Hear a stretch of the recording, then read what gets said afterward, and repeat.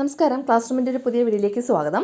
8ാം ക്ലാസ്സിലെ ബയോളജിയിലെ 9ാമത്തെ ചാപ്റ്ററായ സെൽസ് ആൻഡ് സെൽ ക്ലസ്റ്റേഴ്സ് അല്ലെങ്കിൽ കോശങ്ങളും കോശജാലങ്ങളുമാണ് നമ്മൾ പഠിച്ചുകൊണ്ടിരിക്കുന്നത്. അതിൻ്റെ 3ാമത്തെ പാർട്ട് വീഡിയോ ആണ്.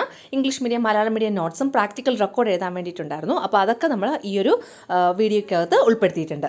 അപ്പോൾ നമുക്ക് വീഡിയോയിലേക്ക് കിടക്കാം.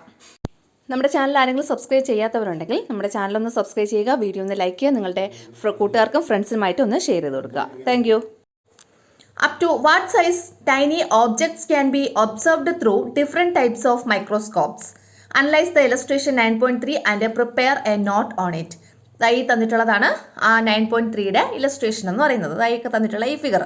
അപ്പോൾ നമ്മുടെ ക്വസ്റ്റ്യൻ എന്താണ്? വിവിധ മൈക്രോസ്കോപ്പുകളിലൂടെ എത്ര വലിപ്പം വരെയുള്ള സൂക്ഷ്മവസ്തുക്കളെ നിരീക്ഷിക്കാൻ സാധിക്കും? ചിത്രീകരണം 9.3 വിശകലനം ചെയ്ത് കുറിപ്പ് തയ്യാറാക്കുക. ഇവിടെ തന്നിട്ടുള്ളത് ഒരു ഇലക്ട്രോൺ മൈക്രോസ്കോപ്പിൽ കൂടെ നിരീക്ഷിക്കാൻ പറ്റുന്നതും പിന്നെ സാധാരണ മൈക്രോസ്കോപ്പിൽ കൂടെ നിരീക്ഷിക്കാൻ സാധിക്കുന്നതുമായിട്ടുള്ള വസ്തുക്കളെയാണ്. അപ്പോൾ നമുക്കിതിനെ ബേസ് ചെയ്തിട്ട് ഒരു നോട്ട് തയ്യാറാക്കാം. അതിന് മുന്നേ ഈ തന്നിട്ടുള്ള ചിത്രത്തിൽ നോക്കിക്കഴിഞ്ഞാൽ നമുക്ക് മനസ്സിലാക്കാം ഇവിടെ എന്തൊക്കെയാണ്. ഒരു ഇലക്ട്രോൺ മൈക്രോസ്കോപ്പിൽ എത്ര നാനോമീറ്റർ മുതൽ എത്ര നാനോമീറ്റർ അല്ലെങ്കിൽ മൈക്രോമീറ്റർ വരെയുള്ള വസ്തുക്കളെയാണ് നമുക്ക് കാണാൻ കഴിയുന്നത്. സാധാരണ മൈക്രോസ്കോപ്പിൽ എത്ര മുതൽ എത്ര വരെയുള്ളതാണ് കാണാൻ കഴിയുന്നത്. ഏതെല്ലാം വസ്തുക്കൾ ഏതൊക്കെ ഒബ്ജക്ട്സിനെയാണ് നമുക്കിങ്ങനെ നിരീക്ഷിക്കാൻ കഴിയുന്നത്. അതൊക്കെ നമുക്ക് നിങ്ങൾ ഈ ഫിഗർ ഒന്ന് ജസ്റ്റ് ഒന്ന് അനലൈസ് ചെയ്ത് കഴിഞ്ഞാൽ മനസ്സിലാവും. Not നോക്കിയോളൂ. An electron microscope is essential for observing extremely small particles such as atoms, DNA, proteins and viruses, which range in size from about 0.1 nanometer to 100 nanometers.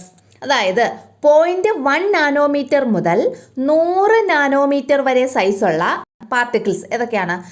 Atoms, പിന്നെ DNA, proteins, viruses, ഇതൊക്കെ നമുക്ക് നിരീക്ഷിക്കണമെങ്കിൽ, ഇതൊക്കെ നമുക്ക് observe ചെയ്യണമെങ്കിൽ ആരാ വേണ്ടത്? ഒരു electron microscope തന്നെ വേണം. ഇലക്ട്രോൺ മൈക്രോസ്കോപ്പിൽ കൂടെ മാത്രമേ ഈ പറയുന്ന പാർട്ടിക്കിൾസ് അല്ലെങ്കിൽ സ്മോൾ പാർട്ടിക്കിൾസ് ഏതൊക്കെയാണ്? ആറ്റംസ്, DNA, പ്രോട്ടീൻസ്, വൈറസസ്, ഇതൊക്കെ നമുക്ക് എന്ത് ചെയ്യാൻ പറ്റുള്ളൂ? ഒബ്സർവ് ചെയ്യാൻ കഴിയുള്ളൂ. ഈ പറയുന്ന പാർട്ടിക്കിൾസിൻ്റെ സൈസാണ് പറഞ്ഞിട്ടുള്ളത് 0.1 നാനോമീറ്റർ മുതൽ 100 നാനോമീറ്റർ വരെ. ഇനി അടുത്ത sentence. However, a compound microscope is sufficient for observing bacteria, mitochondria, plant cells, animal cells and yeast. അതായത് mitochondria, plant cell, animal cell, yeast എന്നിങ്ങനെയൊക്കെയുള്ള സ്മാൾ പാർട്ടിക്കിൾസിനെയൊക്കെ നമുക്ക് ഒബ്സർവ് ചെയ്യാൻ വേണ്ടിയിട്ട് കോമ്പൗണ്ട് മൈക്രോസ്കോപ്പ് മതിയാകും. From about 1 micrometer to 100 micrometer. ഈ പറയുന്ന കാര്യങ്ങളുടെയൊക്കെ, അതായത് ഈ പറഞ്ഞ മൈറ്റോകോൺട്രിയയും പ്ലാന്റ് സെല്ലും അനിമൽ സെല്ലിൻ്റെ ഈസ്റ്റിൻ്റെയും ബാക്ടീരിയയുടെയൊക്കെ സൈസ് എന്ന് പറയുന്നത് 1 മൈക്രോമീറ്റർ മുതൽ 100 മൈക്രോമീറ്റർ വരെയാണ്. മനസ്സിലായോ? ഇത്രയാണ് നമ്മളിവിടെ എഴുതി ചേർക്കുന്നത്. ചെറിയൊരു നോട്ടായിട്ട് എഴുതി ചേർത്താൽ മതി. അടുത്ത മലയാളം മീഡിയംകാർക്കുള്ളത് നോക്കിയുള്ളൂ. 0.1 നാനോമീറ്റർ മുതൽ 100 നാനോമീറ്റർ വരെയുള്ള അതിസൂക്ഷ്മങ്ങളായ ആറ്റം, DNA, പ്രോട്ടീൻ, വൈറസ് എന്നിവയെ നിരീക്ഷിക്കാൻ ഇലക്ട്രോൺ മൈക്രോസ്കോപ്പ് അനിവാര്യമാണ്. അതായത് ഈ ഇലക്ട്രോൺ മൈക്രോസ്കോപ്പ് ഉണ്ടെങ്കിൽ മാത്രമേ നമുക്ക് അവയൊക്കെ നിരീക്ഷിക്കാൻ കഴിയുള്ളൂ. എന്നാൽ ഏകദേശം 1 മൈക്രോമീറ്റർ മുതൽ 100 മൈക്രോമീറ്റർ വരെയുള്ള ബാക്ടീരിയ, മൈറ്റോകോൺട്രിയ, സസ്യകോശം, ജന്തുകോശം, ഈസ്റ്റ് ഇവയെ നിരീക്ഷിക്കാൻ ഒരു സാധാരണ മൈക്രോസ്കോപ്പ് മതിയാകും. അടുത്തത് നമ്മുടെ ടെക്സ്റ്റിൽ തന്നെയുള്ള മറ്റൊരു ക്വസ്റ്റ്യൻ ആണ്. What are the things to be taken care of when taking a cross section of a stem? Draw inferences by a discussion using the indicators given. അതായത് നമ്മൾ ഒരു സ്റ്റെമ്മിൻ്റെ ഒരു ക്രോസ് സെക്ഷൻ എടുക്കുകയാണെങ്കിൽ, സ്റ്റെം അറിയാലോ, കാണ്ഡം അല്ലേ, ഒരു ചെടിയുടെ കാണ്ഡത്തിൻ്റെ ഒരു സെക്ഷൻ, ഒരു സെക്ഷൻ എന്ന് വെച്ചാൽ അതിൻ്റെ ചെറിയ ഒരു മൈന്യൂട്ടായിട്ടുള്ളൊരു പാർട്ടിക്കിൾ നമുക്ക് മൈക്രോസ്കോപ്പിൽ കൂടി വെച്ച് നോക്കുന്നതിന് വേണ്ടിയിട്ട് ഒരു മൈന്യൂട്ടായിട്ടുള്ള പാർട്ടിക്കിൾ എടുക്കുകയാണെങ്കിൽ നമ്മൾ എന്തെല്ലാം കാര്യങ്ങൾ ശ്രദ്ധിക്കണം? നമ്മുടെ നിഗമനങ്ങൾ താഴെ ഒരു ഇൻഡിക്കേറ്റേഴ്സ് ഇവിടെ പിന്നെ കുറച്ച് ക്വസ്റ്റ്യൻസ് ഇങ്ങനെ കൊടുത്തിട്ടുണ്ട്. ആ ക്വസ്റ്റ്യൻസിൻ്റെ ആൻസറായിട്ട് നമ്മൾ എഴുതി ചേർക്കണമെന്നാണ് പറഞ്ഞിട്ടുള്ളത്. അപ്പോൾ നമ്മൾ എന്താ ചെയ്യാൻ പോകുന്നത്? ഒരു സ്റ്റെം എടുക്കുന്നു, അതിൻ്റെ ക്രോസ് സെക്ഷൻ എടുക്കുന്നു. ക്രോസ് സെക്ഷൻ എന്ന് പറയുമ്പോൾ അതിനെ ബ്ലേഡ് കൊണ്ട് നമ്മൾ മൈന്യൂട്ടായിട്ടുള്ള ചെറിയ വളരെ ചെറുതായിട്ട് ഇങ്ങനെ കട്ട് ചെയ്തിരുന്നു. അതാണ് അതിൻ്റെ ക്രോസ് സെക്ഷൻ എന്ന് പറയുന്നത്. ഒരു സ്റ്റെമ്മിൻ്റെ എന്തിനാണ് ഇങ്ങനെ കട്ട് ചെയ്തിരുന്നത്? ഈ സ്റ്റെമ്മിൻ്റെ അകത്തുള്ള സെൽസിനെ നമുക്ക് മൈക്രോസ്കോപ്പിൽ കൂടെ വച്ച് നോക്കാൻ വേണ്ടിയിട്ടാണ്, മൈക്രോസ്കോപ്പിൽ കൂടെ നോക്കുന്നതിന് വേണ്ടിയിട്ട്. അപ്പം നമ്മൾ ഇവിടെ തന്നിട്ടുള്ള ഓരോ ഇൻഡിക്കേറ്റേഴ്സിനും ആൻസർ ചെയ്യണം. ഒന്നാമത്തെ ക്വസ്റ്റ്യൻ ഇതാണ്. While preparing the slide prepare ചെയ്യുമ്പോൾ നമ്മൾ ശ്രദ്ധിക്കേണ്ട കാര്യങ്ങൾ എന്തൊക്കെയാണെന്ന്. ഒരു സ്ലൈഡിലാണല്ലോ വെച്ച് നമ്മൾ നോക്കുന്നത്. നമ്മൾ കോമ്പൗണ്ട് മൈക്രോസ്കോപ്പിൻ്റെ ഓരോ പാർട്ടിനെ കുറിച്ച് എക്സ്പ്ലെയിൻ ചെയ്തു. അപ്പോൾ പറഞ്ഞു അല്ലേ, സ്ലൈഡ് വയ്ക്കുന്ന ഒരു സ്ഥലം ഉണ്ടല്ലോ, സ്റ്റേജ് എന്ന് പറയും അല്ലേ. അപ്പോൾ while preparing the slide prepare ചെയ്യുമ്പോൾ നമ്മൾ എന്തൊക്കെ കാര്യങ്ങൾ ശ്രദ്ധിക്കണം? സ്ലൈഡ് തയ്യാറാക്കുമ്പോൾ ശ്രദ്ധിക്കേണ്ട കാര്യങ്ങൾ. ഇവിടെ ഒന്നാമത്തെ ആൻസർ ആയിട്ട് കൊടുത്തിട്ടുണ്ട്. എന്തൊക്കെയാണ് ശ്രദ്ധിക്കാനുള്ളത്? A thin and clear section of stem should be taken and placed carefully on the slide. അതായത് ആ സ്റ്റെമ്മിൻ്റെ തന്നെ വളരെ തിന്നെന്ന് വെച്ചാൽ വളരെ നേർത്തതും ക്ലിയർ വ്യക്തമായിട്ടുള്ളതായിട്ടുള്ള ഒരു സെക്ഷനാണ് നമ്മൾ എടുക്കേണ്ടത്. എന്നിട്ട് അതിനെയാണ് നമ്മൾ സ്ലൈഡിൽ വയ്ക്കേണ്ടത് കെയർഫുള്ളായിട്ട്, ശ്രദ്ധയോടുകൂടി. മനസ്സിലായോ? അപ്പോൾ എന്താണ്? കാണ്ഡത്തിൻ്റെ നേർത്തതും വ്യക്തവുമായ ഒരു ഛേദമെടുത്ത് സ്ലൈഡിൽ ശ്രദ്ധാപൂർവം വയ്ക്കണം. അപ്പോൾ ഇതാണ് ഒന്നാമത്തെ ക്വസ്റ്റ്യൻ്റെ ആൻസർ. സ്ലൈഡിൻ്റെ പ്രിപ്പയർ ചെയ്യുന്ന കാര്യങ്ങളെക്കുറിച്ച് ശ്രദ്ധിക്കാൻ പറയുമ്പോൾ ഇനി രണ്ടാമത്തെ ക്വസ്റ്റ്യൻ നോക്കാം. സ്റ്റെയിനിങ്. നമ്മൾ സ്റ്റെയിൻ ചെയ്യുന്നത് എങ്ങനെയാണെന്നുള്ളത് സ്ലൈഡിൽ നമ്മൾ വെച്ച ഈ പറയുന്ന ഛേദം ഉണ്ടല്ലോ, സെക്ഷൻ, അതിനെ നമ്മൾ എന്ത് ചെയ്യണം? സ്റ്റെയിൻ ചെയ്യണം. അപ്പോൾ സ്റ്റെയിനിങ്ങിൻ്റെ കാര്യങ്ങൾ എങ്ങനെയാണെന്നുള്ളത്. അപ്പോൾ രണ്ടാമത്തെ ആൻസർ നോക്കിയുള്ളൂ. Stains are applied to observe the cell parts clearly. ആ കോശത്തിൻ്റെ വിവിധ ഭാഗങ്ങൾ വ്യക്തമായി നിരീക്ഷിക്കാനാണ് നമ്മൾ സ്റ്റെയിനുകൾ പ്രയോഗിക്കുന്നത്. അപ്പോൾ അത് മനസ്സിലായല്ലോ. അപ്പോൾ രണ്ടാമത്തെ ക്വസ്റ്റ്യൻ്റെ ആൻസറുമായി. അടുത്ത മൂന്നാമത്തെ ക്വസ്റ്റ്യൻ നോക്കാം. മൂന്നാമത്തെ question observing in high power and low power. അതായത് ഹൈ പവർ, ലോ പവർ എന്നിവയിൽ നിരീക്ഷിക്കുമ്പോൾ നമ്മൾ മൈക്രോസ്കോപ്പിൽ വെച്ചാണല്ലോ ഒബ്സർവ് ചെയ്യുന്നത് അല്ലെങ്കിൽ നിരീക്ഷിക്കുന്നത്. അപ്പോൾ അതിൽ ഹൈ പവറിലിട്ട് നമുക്ക് ഈ പറയുന്ന സ്ലൈഡ് നിരീക്ഷിക്കാം, പിന്നെ ലോ പവറിലിട്ട് നിരീക്ഷിക്കാം. ലോ പവറിലിട്ട് ആദ്യം നമ്മൾ അതിൻ്റെ സ്ലൈഡിനെ അഡ്ജസ്റ്റ് ചെയ്യുന്നു, പിന്നീട് ഹൈ പവറിലിട്ട് അതിൻ്റെ അകത്തുള്ള കാര്യങ്ങളൊക്കെ നമ്മൾ വളരെ സസൂക്ഷ്മം നിരീക്ഷിക്കുന്നു. അപ്പോൾ അതിനെക്കുറിച്ച് ഇവിടെ എഴുതിയിട്ടുണ്ട്. നോക്കാം നമുക്ക് ആൻസർ. മൂന്നാമത്തെ ആൻസർ എന്താണ്? First observe the section of the stem under low power. Low പവറിലിട്ടാണ് ആദ്യം നമ്മൾ ഈ സ്റ്റെമ്മിൻ്റെ സെക്ഷൻസ് എന്ത് ചെയ്യുന്നു? ഒബ്സർവ് ചെയ്യുന്നത്, നിരീക്ഷിക്കുന്നത്. എന്തിനാണ്? To see the general structure of the stem cell. ഈ സ്റ്റെം സെല്ലിൻ്റെ ഒരു ജനറൽ സ്ട്രക്ചർ നമ്മൾ മനസ്സിലാക്കുന്നതിന് വേണ്ടിയിട്ട്, അല്ലെ, പൊതുവായിട്ടുള്ള ഘടന, അല്ലെ, സ്ട്രക്ചർ, ഈ സ്റ്റെം സെല്ലിൻ്റെ ഘടന അല്ലെങ്കിൽ സ്ട്രക്ചർ എങ്ങനെയാണ് അത് മനസ്സിലാക്കുന്നതിന് വേണ്ടിയിട്ട്. ശേഷം നമ്മൾ എന്ത് ചെയ്യുന്നു? ഫോർ എ ഡീറ്റെയിൽഡ് സ്റ്റഡി, വളരെ വിശദമായ ഒരു പഠനത്തിനായിട്ട് നമ്മൾ എന്ത് ചെയ്യുന്നു? Switch to high power. എന്നിട്ട് ഇതിനെ എന്തിലോട്ട് മാറ്റുന്നു? ഹൈ പവറിലോട്ട് മാറ്റുന്നു. ലോ പവറിൽ നിന്ന് ഹൈ പവറിലോട്ട് മാറ്റുന്നു. പിന്നെ നമ്മൾ ഹൈ പവറിലിട്ടായിരിക്കും നിരീക്ഷിക്കുന്നത്. മനസ്സിലായോ പറഞ്ഞത്? നോക്കിയുള്ളൂ. ആദ്യം ലോ പവറിൽ കാണ്ഡത്തിൻ്റെ ഛേദം നിരീക്ഷിക്കുക. കാണ്ഡത്തിലെ കോശങ്ങളുടെ പൊതുവായ ഘടന നമുക്ക് ഇതിൽ നിന്ന് മനസ്സിലാക്കാം. എന്നാൽ വിശദമായ പഠനത്തിനായി ഹൈ പവറിൽ നിരീക്ഷിക്കുക. ഇനി അടുത്ത നാലാമത്തെ ക്വസ്റ്റ്യൻ നോക്കാം. അടുത്ത നാലാമത്തെ ക്വസ്റ്റ്യൻ ഇതാണ്. Observing and illustrating. അതായത് നിരീക്ഷണവും പിന്നെ ഇലസ്ട്രേറ്റിംഗ് എന്ന് വെച്ചാൽ ചിത്രീകരണം എന്നിവ നടത്തുമ്പോൾ ഇതൊക്കെ നമ്മൾ നടത്തണം. എങ്ങനെയാ? നിരീക്ഷിച്ച കാണ്ഡത്തിൻ്റെ ഛേദത്തിൻ്റെ ഘടന വൃത്തിയായും വ്യക്തമായും നമ്മുടെ സയൻസ് ഡയറി ഉണ്ടല്ലോ, നിങ്ങളുടെ സയൻസ് ഡയറിയിൽ വരയ്ക്കണം. ഇത് ഇംഗ്ലീഷ് മീഡിയംകാർക്കുള്ളത്. Draw the observed structure of stem cell neatly and clearly in to the science diary. Science ഡയറിയിലോട്ട് വളരെ നീറ്റായിട്ടും ക്ലിയർ ആയിട്ടും നമ്മൾ ഒബ്സർവ് ചെയ്ത സ്റ്റെമ്മിൻ്റെ സെല്ലിൻ്റെ സ്ട്രക്ചർ വരയ്ക്കുക, ഡ്രോ ചെയ്യുക. എന്താ ഇവിടെ വേറൊരു ക്വസ്റ്റ്യൻ ചോദിച്ചിട്ടുണ്ട്, കണ്ടോ? Are the cells in the leaf similar to those in the stem. അതായത് ലീഫിൻ്റെ സെല്ലും, അതായത് ഇലകളിലെ സെല്ല് അല്ലെങ്കിൽ കോശങ്ങളും അതുപോലെ സ്റ്റെമ്മിൻ്റെ സെൽസ്, കാണ്ഡത്തിലെ കോശങ്ങളും ഒരുപോലെ തന്നെയാണോ? ഇലയിലെ കോശവും കാണ്ഡത്തിലെ കോശവും ഒരുപോലെ തന്നെയാണോ? സെൽസ് ഇൻ ദ സ്റ്റെമ്മും സെൽസ് ഇൻ ദ ലീഫും എന്താണ്, ഒരേപോലെയാണോ? ഇതാണ് ഇവിടുത്തെ ക്വസ്റ്റ്യൻ. ആണോ? അപ്പോൾ ആൻസർ വരുന്നത് അല്ല, നോ എന്നാണ് കേട്ടോ. അല്ല അല്ലെങ്കിൽ നോ. നോക്കൂ, ഇതൊരു ക്വസ്റ്റ്യൻ ആയിട്ട് ഞാൻ ഇവിടെ എഴുതിയിട്ടുണ്ടോ? Are the cells in the leaf similar to those in the stem. ഇലയിലെ കാണ്ഡത്തിലെയും കോശങ്ങൾ ഒരുപോലെ തന്നെയാണോ? വൈ എന്നും കൂടെ ഉണ്ട്. എവിടെ? WHY, വൈ എന്നും കൂടെ ഉണ്ട്. ഇലയിലെയും കാണ്ഡത്തിലെയും കോശങ്ങൾ ഒരുപോലെ തന്നെയാണോ? കാരണം എന്ത്? നോക്കിയോളൂ answer. No, the cells in the leaf are not similar to those in the stem. അതായത് ലീഫിൻ്റെ സെല്ലെന്ന് പറയുന്നത് സ്റ്റെമ്മിൻ്റെ സെല്ലുമായിട്ട് എന്തല്ല, ഈക്വൽ അല്ല, സിമിലർ അല്ല, ഒരേപോലെ അല്ല. ബിക്കോസ് എന്തുകൊണ്ടെന്നാൽ leaf cells are mainly specialised four photosynthesis. Leaf cells എന്തിനാണ് നിർമ്മിച്ചിരിക്കുന്നത്, അല്ലെങ്കിൽ ലീഫ് സെൽസ് എന്തിനാണ് ഉണ്ടാക്കിയിരിക്കുന്നത്? ഫോട്ടോസിന്തസിസിന് വേണ്ടിയിട്ട്. എന്താണ് ഫോട്ടോസിന്തസിസ് എന്നുള്ള പറഞ്ഞാൽ?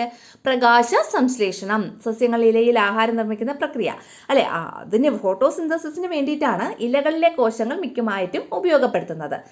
ബട്ട് എന്നാണ്. But stem cells are mainly four support and conduction of food, water and minerals. എന്നാൽ സ്റ്റെം സെൽസ് മെയിൻലി യൂസ് ചെയ്യുന്നത്, മെയിനായിട്ട് ഉപയോഗിക്കുന്നത് ബട്ട് എന്നാണ്.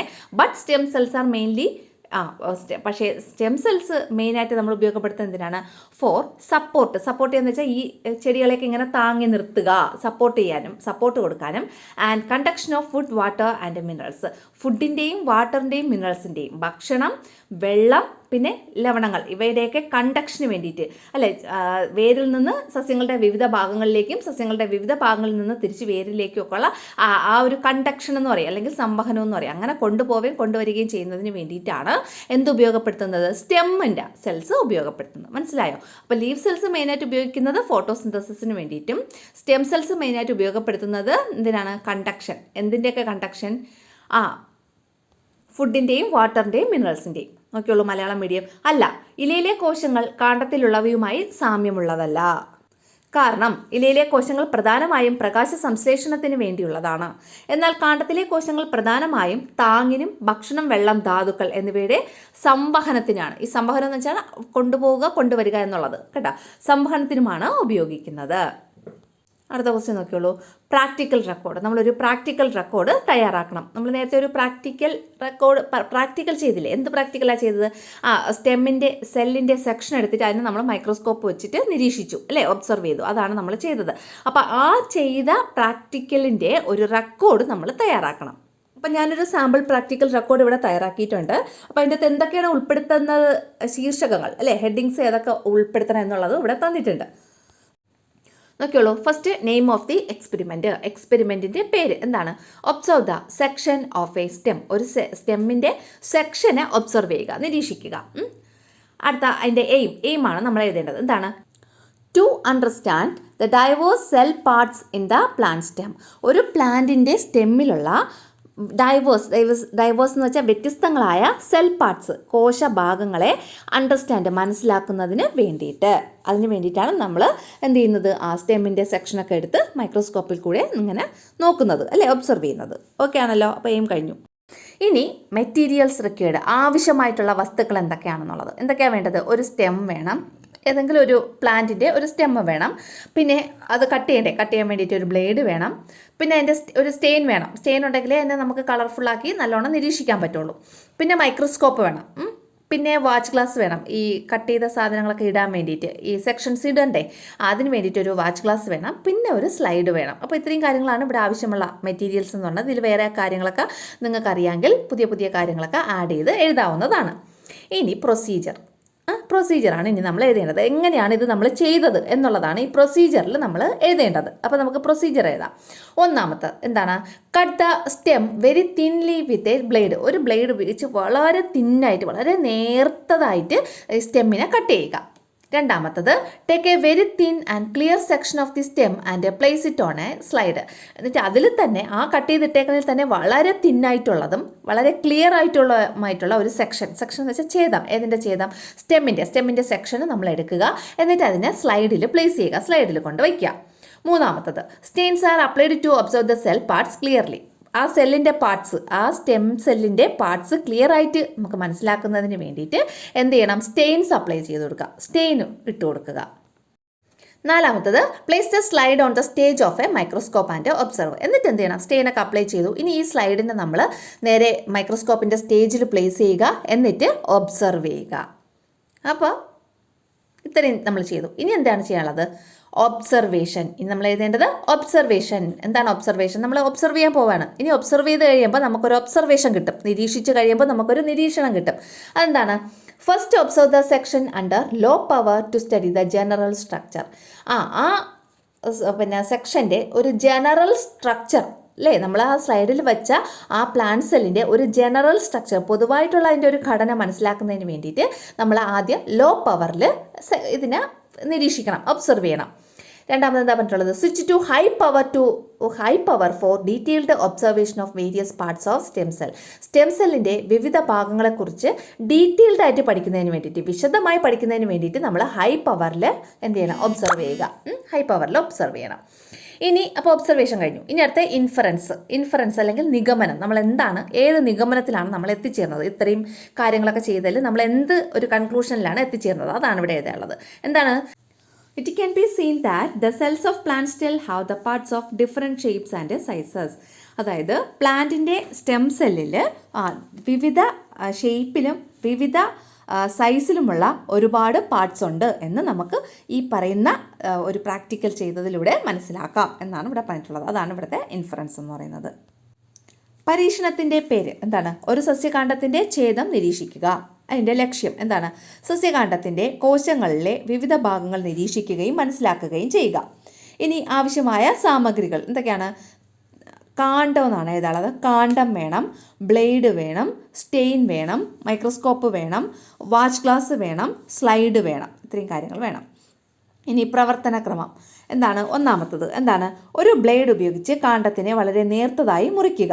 രണ്ടാമത്തത് കാണ്ഡത്തിൻ്റെ വളരെ നേർത്തതും വ്യക്തവുമായ ഒരു ഛേദമെടുത്ത് ഒരു സ്ലൈഡിൽ വയ്ക്കുക. മൂന്നാമത്തത് കാണ്ഡകോശത്തിൻ്റെ ഭാഗങ്ങൾ വ്യക്തമായി നിരീക്ഷിക്കാൻ സ്റ്റെയിനുകൾ പ്രയോഗിക്കുന്നു. നാലാമത്തത് സ്ലൈഡ് മൈക്രോസ്കോപ്പിൻ്റെ സ്റ്റേജിൽ സ്ഥാപിച്ച് നിരീക്ഷിക്കുക. ഇത്രയാണ് നമ്മുടെ പ്രവർത്തനക്രമത്തിൽ വരുന്നത്. ഇനി അടുത്തത് നിരീക്ഷണം അല്ലെങ്കിൽ ഒബ്സർവേഷൻ. എങ്ങനെയാണ് നിരീക്ഷിക്കുന്നത്? കാണ്ഡകോശത്തിൻ്റെ പൊതുവായ ഘടന മനസ്സിലാക്കാൻ ആദ്യം ലോ പവറിൽ നിരീക്ഷിക്കുക. പിന്നീട് കാണ്ഡകോശത്തിൻ്റെ വിവിധ ഭാഗങ്ങളുടെ വിശദമായ നിരീക്ഷണത്തിനായി ഉയർന്ന പവറിൽ നിരീക്ഷിക്കുക. 2 പവറുണ്ട്, ഹൈ പവർ, ലോ പവർ അല്ലേ മൈക്രോസ്കോപ്പിൽ. അപ്പോൾ ആദ്യം ലോ പവറിൽ നിരീക്ഷിക്കുക, പിന്നെ ഹൈ പവറിൽ നിരീക്ഷിക്കുക. ഇനി നിഗമനം എന്താണ്? സസ്യകാണ്ഡത്തിൻ്റെ കോശത്തിൽ വ്യത്യസ്ത ആകൃതിയിലും വലുപ്പത്തിലുമുള്ള ഭാഗങ്ങൾ ഉണ്ട് എന്ന് നമുക്ക് മനസ്സിലാക്കാം. ഒരു സസ്യകാണ്ഡത്തിൻ്റെ ഒരു കോശത്തിൽ വിവിധ വലുപ്പത്തിലും വിവിധ ആകൃതിയിലുമൊക്കെയുള്ള ഭാഗങ്ങൾ ഉണ്ട് എന്ന് മനസ്സിലാക്കാം. അടുത്ത ക്വസ്റ്റ്യൻ. ഇത് നമ്മൾ വരച്ച് ഇതിൻ്റെ അകത്തുള്ള ഓരോ പാർട്സും അടയാളപ്പെടുത്താൻ പഠിച്ചോളണം. എക്സാമിന് ചോദിക്കും കേട്ടോ. സസ്യത്തിൻ്റെ സെല്ല് അല്ലെ, കോശങ്ങൾ പ്ലാന്റ് സെല്ല് വരച്ച് അതിൻ്റെ അകത്തുള്ള ഓരോ പാർട്സും അടയാളപ്പെടുത്താൻ ചോദിക്കും, മാർക്ക് ചെയ്യാൻ ചോദിക്കും. അതാണ് അവിടെ ഒരു ക്വസ്റ്റ്യൻ ആയിട്ട് എഴുതിയിട്ടുള്ളത്. Label the different parts of A plant cell in the given diagram. തന്നിട്ടുള്ള ഡയഗ്രത്തിലുള്ള സസ്യകോശത്തിൻ്റെ പ്ലാന്റ് സെല്ലിൻ്റെ വിവിധ പാർട്ട് ലേബിൾ ചെയ്യാനാണ് പറഞ്ഞിട്ടുള്ളത്. അപ്പോൾ നമുക്ക് ഇത് ഓരോന്ന് ലേബിൾ ചെയ്യാം. നോക്കിയോളൂ, നിങ്ങൾക്ക് കാണത്തുണ്ടല്ലോ.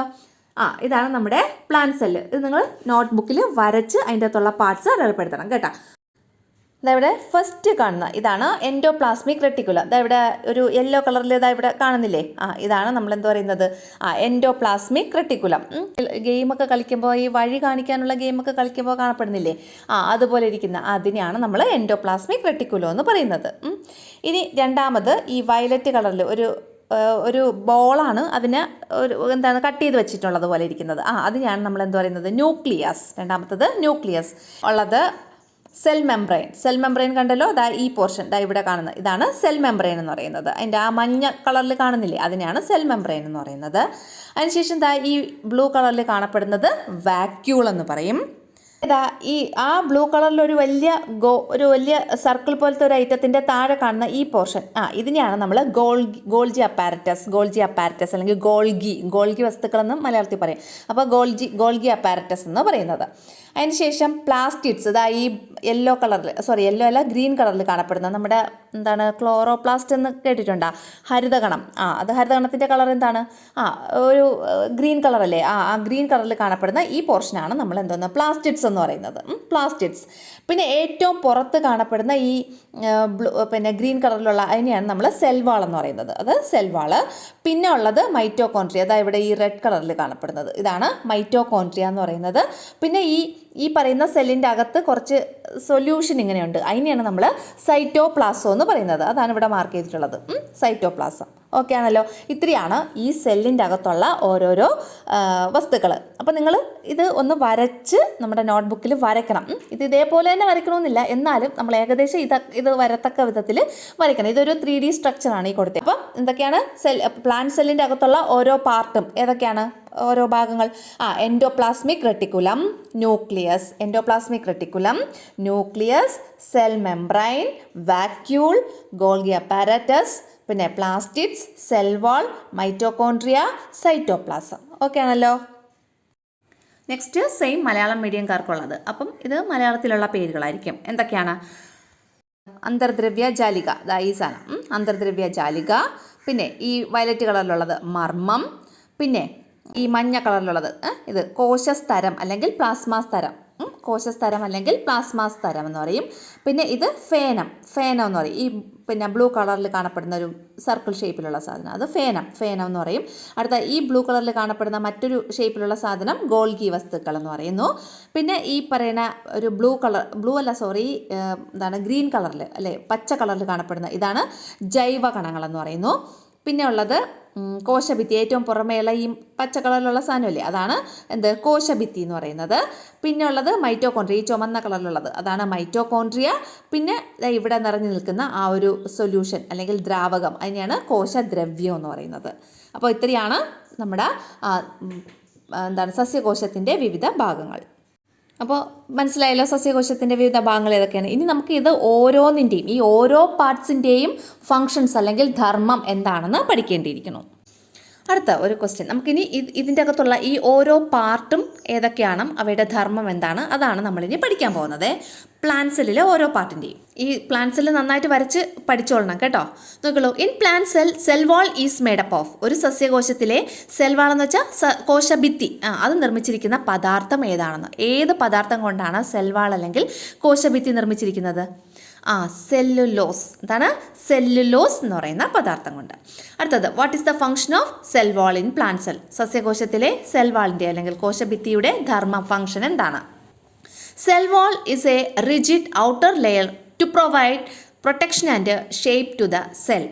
അതായത് വളരെ റിജിഡ് എന്ന് വെച്ചാൽ കാഠിന്യമുള്ള, അല്ലേ, നല്ല കാഠിന്യമുള്ള ഔട്ടർ ലെയർ, ഏറ്റവും പുറമേയുള്ള ലെയർ അല്ലെങ്കിൽ ഒരു പാളിയാണ് എന്ന് പറയുന്നത് ഈ സെൽ വാൾ എന്ന് പറയുന്നത്.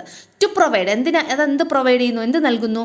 Protection and shape to the cell. ഒരു സെല്ലിന് പ്രൊട്ടക്ഷൻ, സംരക്ഷണവും പിന്നെ അതിനൊരു ഷേപ്പും, അല്ലേ, അതിനൊരു ആകൃതിയും നൽകുന്നു. മനസ്സിലായോ? ഒരു സസ്യകോശത്തിൻ്റെ ഏറ്റവും പുറമെയുള്ള കാഠിന്യമുള്ള പാളിയാണ് കോശഭിത്തി. ഇത് സസ്യകോശത്തിന് സംരക്ഷണവും ആകൃതിയും നൽകുന്നു. മനസ്സിലായല്ലോ? അപ്പോൾ നിങ്ങൾ ഇത്രയും പഠിക്കുക. നമുക്ക് അടുത്ത ദിവസം ഇതിൻ്റെ നെക്സ്റ്റ് പാർട്ട് ഇടാം കേട്ടോ.